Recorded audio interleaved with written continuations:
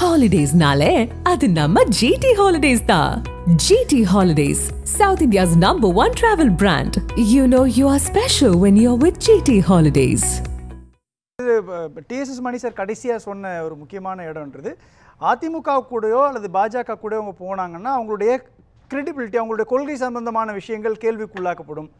அதுக்கு வாய்ப்பு உருவாக்க மாட்டாங்க. இன்னொன்று, விஜயை முதலமைச்சர் கேண்டிடேட்டாக மாற்றணும் அப்படின்றது தான் தாவேகாவினுடைய பிரகடனமாக இருக்கிறப்போ, இப்போ இன்னொரு அலையன்ஸ் ஃபார்ம் பண்ணுறது அவங்களுடைய ஆப்ஷனாக இருக்கும்போது, அப்போ காங்கிரஸ், விசிகா, இந்த அணிகள், விசிகா வந்துச்சுன்னா இடதுசாரிகளும் உள்ள வர்றதுக்கான வாய்ப்பு இருக்குது. அப்படின்றப்போ இதை வச்சு ஒரு மூன்றாவது அணியை ஃபார்ம் பண்ணுறதுக்கான ஒரு வாய்ப்பு இருக்குதா சோமு சார்? இது மூன்றாவது அணி அப்படிங்கிறத விட இன்னொரு அணி அப்படிங்கிறத வச்சுக்கிட்டோம்னா நிச்சயமாக இந்த தவேக தலைமையில் அப்படிங்கிறதுக்கான ஒரு வாய்ப்பு இருக்கிறதா நான் நினைக்கல.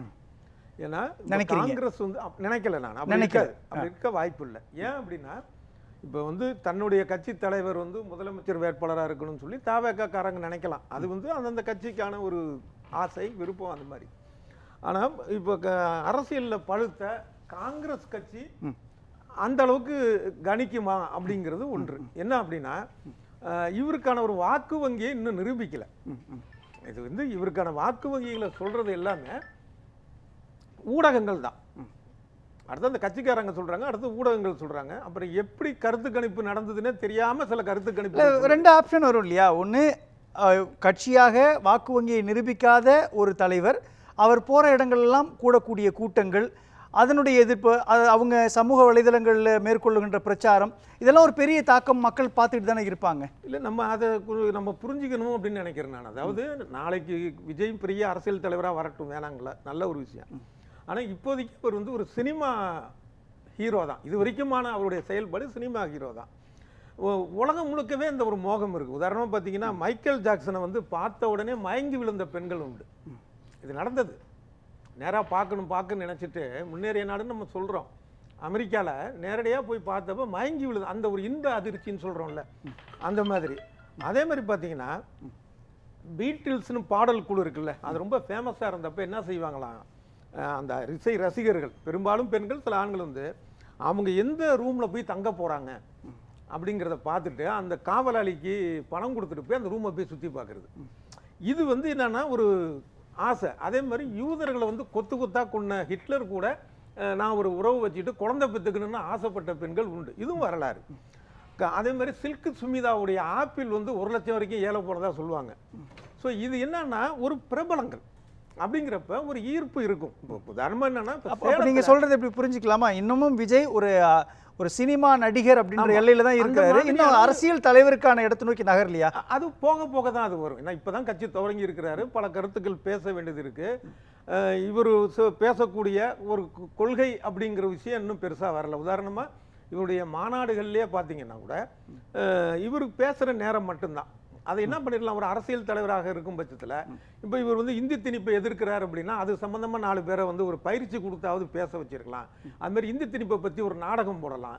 சார், அப்படின்னு பார்த்தா இல்லை, எல்லாருமே இன்னைக்கு அரசியல் களத்துக்குள்ளே பார்த்து தானே படிக்கிறாங்க, பார்த்து தானே பேசுகிறாங்க. யாரோ ஒருத்தவங்க கொடுக்கக்கூடிய ஸ்கிரிப்டை எழுதுறாங்கன்றதானே அர்த்தமாக இருக்குது. அப்படி சொல்லலை. இல்லை, நான் கேட்குறது என்னென்னா, அதிமுகவினுடைய பொதுச் செயலாளர் எடப்பாடி கே பழனிசாமி தாவேகா கூட்டணிக்கு வரும் அப்படின்ற இடத்தை நோக்கி நகர்த்தி இருக்கக்கூடிய ஒரு புள்ளின்றது ஒரு சினிமா நடிகர் அப்படின்ற எல்லையை தாண்டி அரசியல் தலைவர் அப்படின்ற எல்லையை நோக்கி விஜய் நகர்த்தி இருக்குன்னு தானே புரிஞ்சுக்க வேண்டியது இருக்கு. அப்போ காங்கிரஸ் கட்சி ஒரு கூட்டணி ஆட்சி அல்லது அமைச்சரவையில் இடம் அப்படின்ற ஒரு எல்லையை நோக்கி அவங்க நகர்ந்து ஒரு கால்குலேஷன் போட்டாங்கன்னா நிச்சயமாக விஜய் முதலமைச்சராக அப்படிங்கிற ஒரு எண்ணத்தை வந்து காங்கிரஸ் ஒத்துக்கொள்ளுமாங்கிறத கொஞ்சம் யோசனை பண்ணுவோம். ஏன் அப்படின்னா, அதோடைய பாரம்பரியம் அப்படி. தமிழ்நாட்டை ஆண்ட கட்சி இன்னைக்கு என்ன செல்வாக்கு இருக்குங்கிறது வேற. ஆனால் தன்னுடைய குறைஞ்சபட்ச ஒரு செல்வாக்கையாவது அது நிரூபிச்சிருக்கு. உதாரணமா பார்த்தா அவங்க ஜெயலலிதாவோட கூட கூட்டணியில் இருந்திருக்கிறாங்க இல்லையா? எல்லா கட்சி கூட இருந்திருக்கிறாங்க. இங்க வரமாட்டாங்கன்னு நான் சொல்லலை. அப்படி வரவேண்டிய அவசியம் என்ன அப்படிங்கிறது ஒன்று இருக்கு. உதாரணமா பார்த்தீங்கன்னா, இது தனியாக நின்னா என்ன இதுக்கான ஒரு விஷயம், ஒரு வாக்கு வங்கின்னு பார்த்தா 2019 நாடாளுமன்ற தேர்தலப்ப இவங்க தனியாக நின்னாங்க. 2014 வெறும் 4.37% தான். அதுக்கப்புறம் 2019 திமுக கூட்டணியில் தான் 12.72 வர்றாங்க. ஆக இவங்க தொடர்ந்து திமுக கூட்டணியில், அதுக்கு முன்னாடி அதிமுக கூட்டணி, இப்படி திமுக கூட்டணி கூட இருக்கிறப்ப தான் ஒரு பெர்சன்டேஜுக்கான ஒரு மரியாதைக்குரிய ஒரு வாக்கு வங்கியா கிடைக்குதுங்கிறது அவங்களுக்கு தெரியும். சரி, அப்போ இப்போ நீங்க உடைச்சு பேசுங்களேன். இப்போ காங்கிரஸ் கட்சி எதுக்கு கூட்டணி ஆட்சி அப்படின்ற இடத்தை நோக்கி நகரணும்? ஏன் அதுக்கான உரையாடல்களை முதன்மைப்படுத்தணும்? எங்க கூட்டணி ஆட்சின்னு சொல்லி அவங்க திமுகட்டையே அவங்க கேட்டுட்டு தான் இருக்கிறாங்க. ஆனா இவர் ஆட்சிக்கு வருவாரான்னு தெரியாம இப்ப அதை என்னங்க என்ன லாஜிக்குன்னு புரியல. எப்படின்னா இப்போ திமுக ஆட்சிக்கு வரும் இல்ல அதிமுக ஆட்சிக்கு வருங்கிற மாதிரி விஜயும் ஆட்சிக்கு வருவாருங்கிற ஒரு கன்ஃபார்ம் இருந்தா நான் உங்க கட்சியில போனா எனக்கு வந்து கூட்டணியில மந்திரி சபையில குறைந்தபட்ச செயல் திட்டத்தை வச்சுக்கலாம். வந்து இப்போ அதிமுகவும் தாவேகாவும் ஒரு கூட்டணி அமைச்சாங்க அப்படின்னா ஒரு கேசியமா தான் சொல்றாங்க. என்னோட இது தெளிவா சொல்றேன், விஜய் வெற்றி பெறுவாருங்கிறதுக்கு என்ன உறுதி இருக்கு? விஜயே வெற்றி பெற மாட்டார். அதை தான் நான் சொல்லிக்கிட்டே இருக்கேன். நான் விஜய் வெற்றி பெறுவாருங்கிற இது இருந்தா நாங்க வந்து வாங்க அப்படின்னு சொல்லி காங்கிரஸ் வரலாம். ஏன்னா திமுக கூட கூட்டணி வச்சு ஏற்கனவே திமுக மைனாரிட்டி அரசாக இருந்தப்போ கூட எங்களை மந்திரி சபையில் சேர்த்துக்கல. ஏன்னா நீங்க தான் அங்க மத்தியில் இருக்கிறீங்கன்னு சொல்லிட்டாங்க அப்படின்ட்டு. இப்ப இவருக்கு அதை தான் நான் ஆரம்பத்தில் சொன்னேன், இவர் வந்து எந்த அளவுக்கு ஒரு வாக்கு போக போக நிரூபிக்கலாம், அது தெரியாது நமக்கு. போக போக நிரூபிக்கலாம், 100க்கு 45% கூட வாங்கலாம், அது காலம் சொல்லும், நமக்கு தெரியாது. இதுவரைக்கும் இப்போ காங்கிரஸுங்கிறது வந்து ஒரு குறைஞ்சபட்ச பலம் உள்ள கட்சி தான் தமிழ்நாட்டிலையும். சரி, ஒன்றும் பெருசாலும் இல்லாட்டி கூட ஒரு பலம் உள்ள ஒரு கட்சி தான். அதனால இந்த கட்சி எப்படி வந்து விஜய தலைமையை ஏற்கும்ங்கிறது ஒரு விஷயம். அவருக்கு இருக்கக்கூடிய திரை கவர்ச்சியை பயன்படுத்தலாம்னு நினைக்கலாம் இல்லையா? இன்னொன்று காங்கிரஸ் கட்சி வளரணும் அப்படின்னு நினைக்கிறாங்க. அவங்க புத்துயிர் ஊட்டணும்னு நினைக்கும் பொழுது தாவேகாவையோ அல்லது விஜயோ அந்த இமேஜையோ பயன்படுத்திக்கலான்ற ஒரு கால்குலேஷன் போடலாம். அந்த இமேஜ் எந்த அளவுக்கு வாக்கு வங்கியா மாறுங்கிறதுக்கான ஆதாரம் எதுவுமே இல்லையே. வரும் அப்படிங்கிறது தானே ஒரு இது இருக்க தவிர. இன்னொரு விஷயம், விஜயோடைய அரசியல் வந்து 2009 ஆரம்பிச்சிருச்சு. அப்போ வந்து அவர் முதல்ல பாண்டிச்சேரி போயிட்டு அப்போ வைத்தியலிங்கம் காங்கிரஸுடைய முதலமைச்சருங்க. அப்போதான் வந்து ஒரு நலத்திட்டம் ஒரு நிமிஷம் பண்றப்ப ஒரு 50,000 பேர் கூடியிருக்கிறாங்க. அதை பார்த்து பிரமிச்சு தான் ராகுல் காந்தி கூப்பிட்டு பேசினார் டெல்லியில்.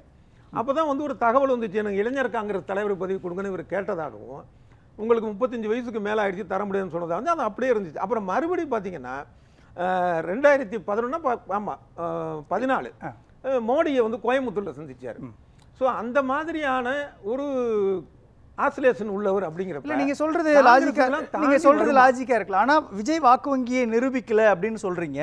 ஆனா கிராமப்புற உள்ளாட்சி தேர்தலில் தாவேகா, அதாவது விஜயனுடைய ஆதரவு, அப்போ விஜய் கட்சி தொடங்கல, அதன் பிறகுதான் அவர் கட்சி தொடங்கலான்ற ஒரு முன்முயற்சிக்கு வரார். அப்படின்றப்போ ஏறக்குறைய 100க்கும் மேற்பட்ட விஜயனுடைய அனுதாபிகள், விஜயனுடைய ஆதரவாளர்கள் கிராமப்புற உள்ளாட்சி தேர்தலில் ஜெயிச்சு அதை வச்சு ஒரு கூட்டத்தை விஜய் நடத்தின காட்சியெல்லாம் பார்க்குறோம். அப்போ ஓட் பேங்க் அவங்க நிரூபிக்கிறாங்கன்னு அர்த்தம். பார்த்தோம்னா விஜயகாந்துக்கு வந்து அவர் கட்சி தேமுதிக ஆரம்பிக்கிறதுக்கு முன்னாடியே பல நூறு உள்ளாட்சி மன்ற உறுப்பினர்களும் அதுக்கு பேரூராட்சி தலைவர்களும் அவருக்கு இருந்தாங்க. அதை கம்பேர் பண்ணுறப்ப விஜய்க்கு குறைவு ஒன்று. இன்னொன்று, சென்னையில் வந்து ஒரு கவுன்சிலர் பதவிக்கு போட்டியிட்ட ஒரு பெண்மணி தோல்வி அடைஞ்சிட்டாங்க. அவங்க ஒரு பேட்டி கொடுத்து அவங்களும் வந்து இதில் விஜய் கட்சி இதான் விஜய் கட்சி இல்லாத மக்கள் மன்றம் சார்பாக நின்றாரு, தோல்வி அடைஞ்சிட்டாருன்னு சொல்லி விஜய் ரசிகர் மன்ற தலைமையிலேருந்து வந்தது. அதை அவங்க மறுத்தாங்க. நான் சுயேட்சையாக போட்டிட்டேங்க, என் கூட வந்து விஜய் ரசிகர்கள் சில பேர் அந்த மன்ற கொடியை வச்சுக்கிட்டு ஓட்டு கேட்க வந்தாங்க, அவ்வளோதான். மற்றபடி எனக்கு அதுக்கு சம்மந்தம் இல்லைன்னாங்க. ஸோ அதனால் இவருடைய வாக்கு வங்கிங்கிறது இன்னும் நிரூபிக்கப்படாத ஒரு விஷயம் ஒன்று. இன்னொன்று, திருமாவளவன் வந்து ஆரம்பத்திலிருந்தே வந்து விஜயை கடுமையாக தான் பேசிட்டு இருக்கிறார். எங்கள் கூட வந்தால் நாங்கள் வந்து இடம் தருவோம் அமைச்சர்கள்னா அது பேச வேண்டிய இடமே அது இல்லைன்னாரு. அப்போ அதே மாதிரி இப்போ பார்த்தீங்க அப்படின்னா விஜய்க்கு வந்து அந்த கரூர் சம்பவம் நடந்ததுக்கப்ப விஜய்க்கு வந்து கொஞ்சம் கூட வந்து ஒரு குற்ற உணர்வே இல்லை. அங்கே அவருடைய அந்த இதுக்கு வந்தவங்கலாம் பல இளைஞர்கள் வந்து போதையில் இருந்தாங்க. பாஜக தூண்டுதலால் தான் விஜய் வந்து அரசியலுக்கு வந்திருக்காரு. அவர் விஜயை வந்து தங்களுடைய கூட்டணியில், அதாவது பாஜக சேர்க்காம தனியாக நிற்க வச்சு திமுக அணிக்கு கிடைக்கக்கூடிய சிறுபான்மை வாக்குகள் எல்லாம் உடைக்கிறது தான் பாஜகவோட திட்டம். அதுக்கு தெரிந்தே விஜய் வந்து துணை போறாரு அப்படின்ட்டு தொடர்ந்து வந்து இப்போ கூட பேசிட்டு இருக்கிறாரு திருமாவளவன். ஆக இப்படிப்பட்டவரை வந்து எப்படி அங்கே போய் சேருவார் அப்படிங்கிறது ஒன்று இருக்கு. பேசலாம். இது விஎம்எஸ் முஸ்தபா, இதில் 2 பேர் சொல்கிறதும் ரொம்ப முக்கியமான ஒரு இடம். இது எப்படி பார்க்க வேண்டியது இருக்குது? தன்னுடைய வாக்கு வங்கியை நிரூபிக்காத ஒரு கட்டத்தில் இருக்கக்கூடிய இடத்துல தான் விஜய் இருக்கிறார். அதனால தான் கூட்டணி அமையலையா? நான் வரேன். நான் டிஎஸ்எஸ் மணி சார் குறுக்கிட்டே இருந்தார், நான் அவர்கிட்ட பேசிட்டு நான் உங்கள்கிட்ட வரேன். இல்லை, கூட்டணின்னு நீங்கள் காங்கிரஸ் கட்சியிலிருந்து திமுகவுடன் கூட்டணி ஆட்சி என்று கேட்கிறார்கள்னு கேள்வி வந்ததுனால தான் நான் குறுக்கிடுறேன். ராஜேஷ்குமார் என்ற காங்கிரஸ் கட்சியினுடைய சட்டமன்ற தலைவர் தான் அப்படி கேட்டது. அவருக்கு உடனடியாக மேலிருந்து கேசி வேணுகோபால் மூலமாகவே கடுமையான கண்டனத்தை கொடுத்து, இனிமேல் நீங்கள் திமுக கூட்டணியில் நம்ம இருக்கும்போது இப்போ நீங்கள் வந்து கூட்டணி ஆட்சி வேணும், எங்களுக்கு அதிக சீட்டு வேணும் என்றெல்லாம் பேசுவதற்கு உங்களுக்கு உரிமை கிடையாது. மாநில தலைவர் தான் இதையெல்லாம் வந்து பேசணும் என்பதாக, மாநில தலைவர் எப்படியும் அகில இந்திய ரீதியில் ஒப்புதல்லாம் பேச மாட்டார் என்பதை கராராக சொன்ன செய்தியும் காங்கிரஸ் கட்சிக்குள்ளே இருக்கு. திருச்சி வேலுச்சாமி இப்போ சமீபத்தில் கூட சொல்லிட்டு இருக்காரு, அது மாதிரி நாங்கள் வந்து கூட்டணி அமைச்சர்களை பங்கு பெறுவோம் அப்படின்னு சொல்லிட்டு அவர் பொறுப்பில் இல்லை, ராஜேஷ்குமார் பொறுப்பில் இருக்காரு, அதனால அவருக்கு பேசலாம்.